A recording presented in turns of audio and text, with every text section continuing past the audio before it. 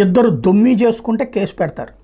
కానీ ఈ దొమ్మిలు లేకపోతే ఇంకొకటి ఇట్లాంటి వాటి మీద కేసులు పెట్టాల్సినటువంటి వ్యవస్థలే, అంటే చట్టాలు చేయాల్సిన వ్యవస్థల్లోనే ఇప్పుడు చట్టసభల ప్రజాప్రతినిధులే కొట్టుకున్నారు.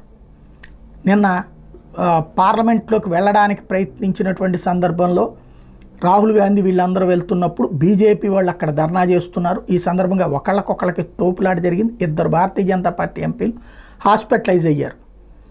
మొన్న అంబేద్కర్ పాయింట్ ఆఫ్ వ్యూతో కాంగ్రెస్ పార్టీ హడావిడి చేస్తే నిన్న తమ ఎంపీల మీద దాడి స్వయంగా రాహుల్ గాంధీ చేశారంటూ భారతీయ జనతా పార్టీ వాళ్ళు హడావిడి చేశారు. ఫైనల్గా మా ఖర్గేకి కూడా మోకాలికి గాయమైందని చెప్పి మరో పక్కన రాహుల్ గాంధీ ప్రెస్ కాన్ఫరెన్స్. అందరూ కలిసి కొట్టుకున్నారు. కరెక్ట్గా చెప్పాలంటే పార్లమెంట్ సభ్యులు ఒకళ్ళనొకళ్ళు కొట్టుకున్నారు, తోసుకున్నారు. మామూలు రోజుల్లో అయితే దాన్ని దొమ్మి కేసు కిందనో లేకపోతే కనుక న్యూసెన్స్ కేసు కిందనో పెడతారు. ఇప్పుడు ఇద్దరు ఒకళ్ళ మీద ఒకళ్ళు కేసు పెట్టుకున్నారు. పార్లమెంట్ సభ్యులను ఎంక్వైరీ చేసే సీను పోలీసులకు ఉంటుందా? అది కూడా పార్లమెంటు ముందు జరిగినటువంటి దాని మీద చూడాల్సి ఉంది.